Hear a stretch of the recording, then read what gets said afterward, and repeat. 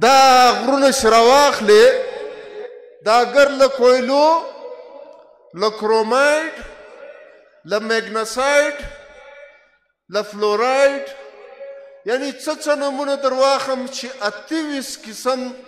په دنیا په مارکیټ کې دا وخت قیمتي دولتونه دي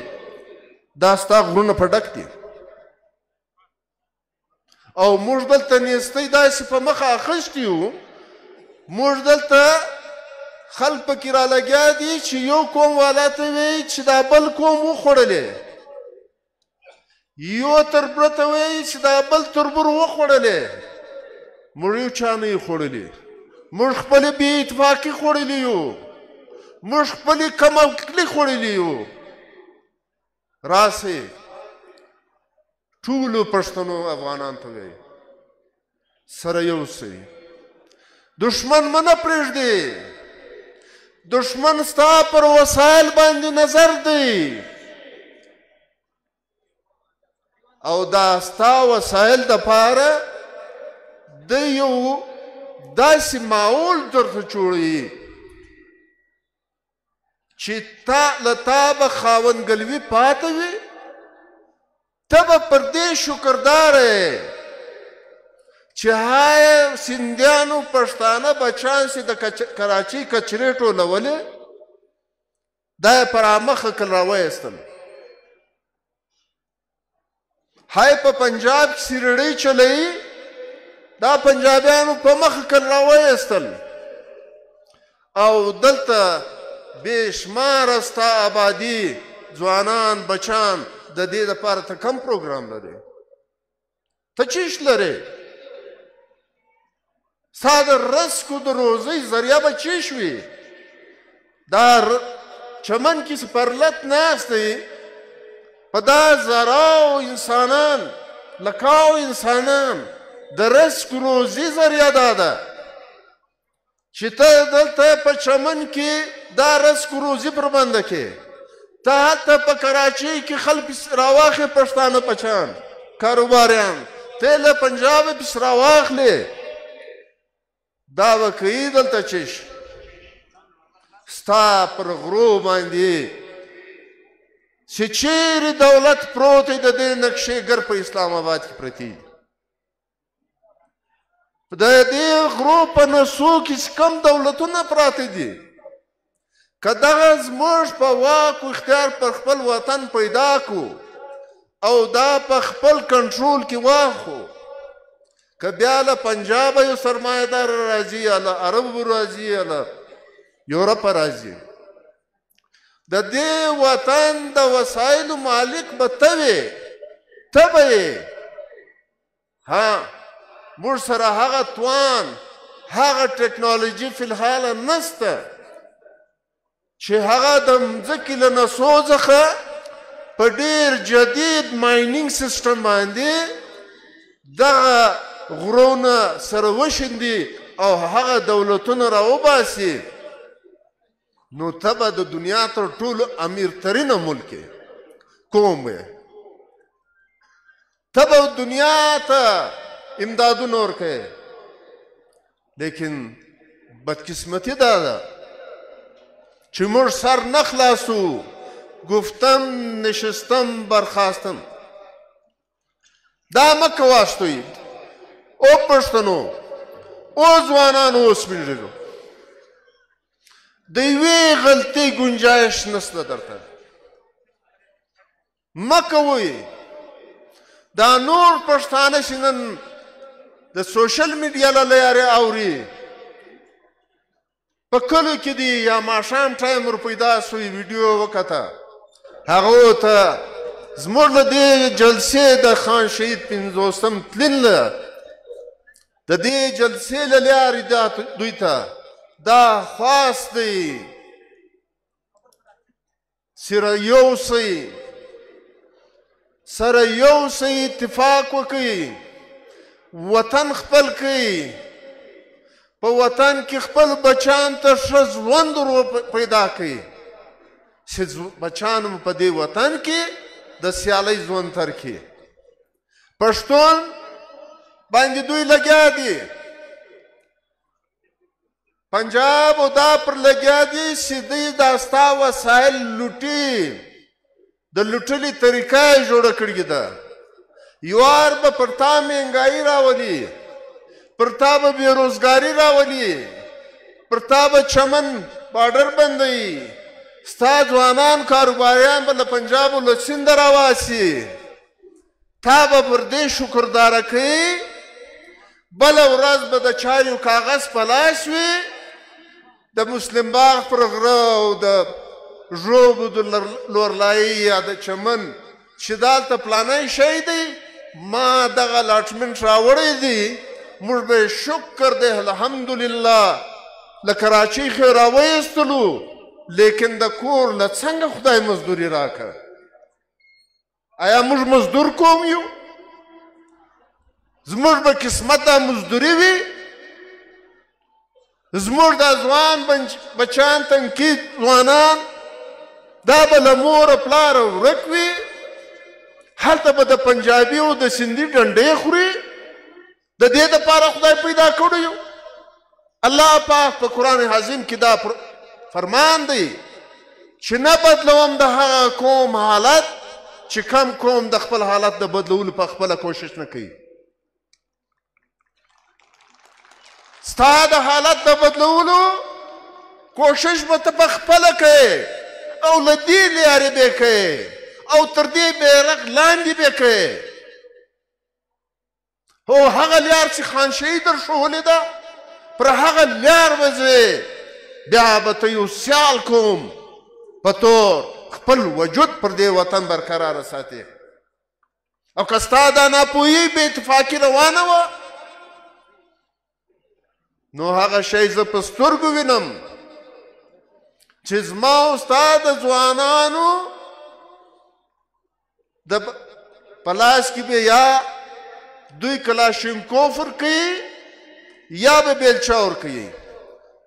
40 کاله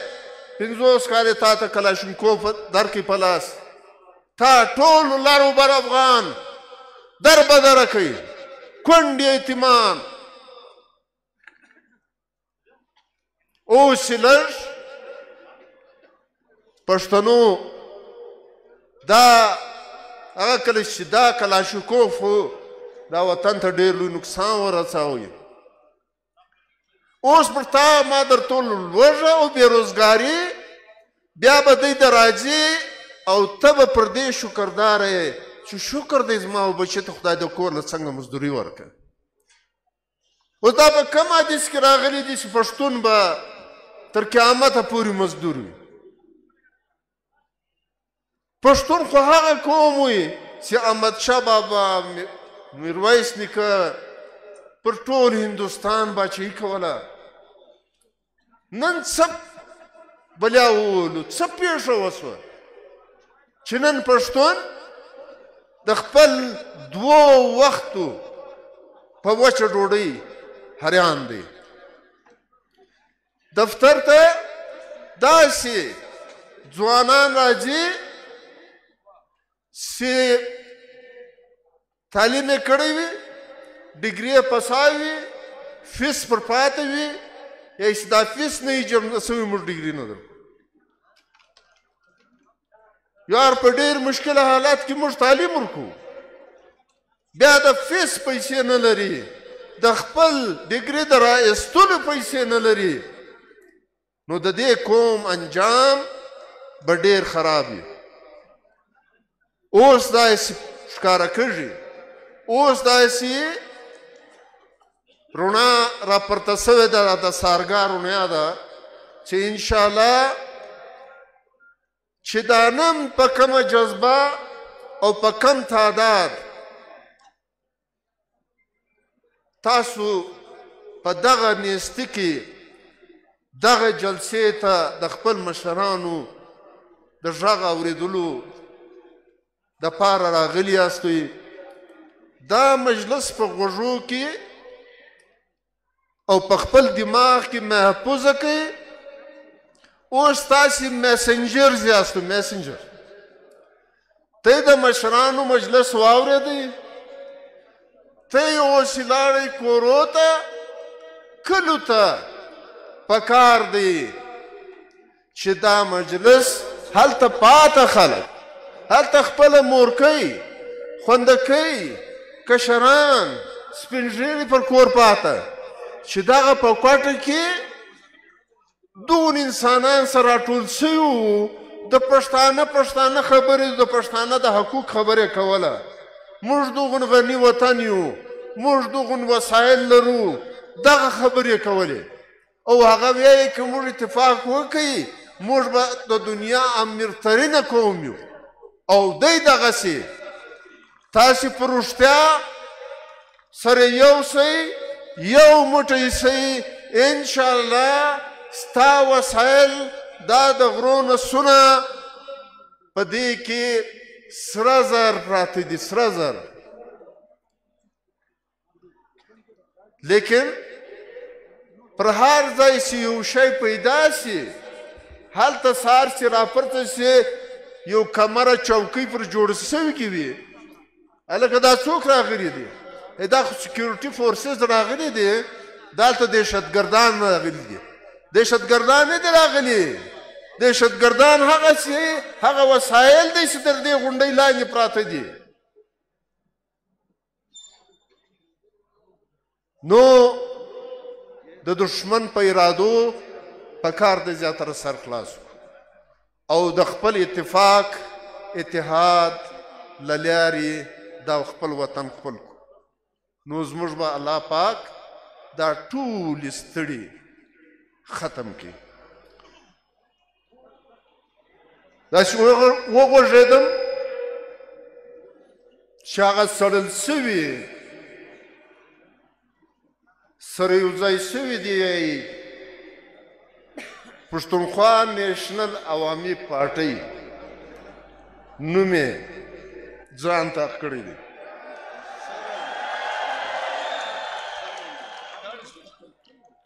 بهرحال ما خپل کارکنان ته زموږ مشران ته زموږ ځوانان ته خپل کار په مخه واخلئ خلک تاسې انګیج ساتي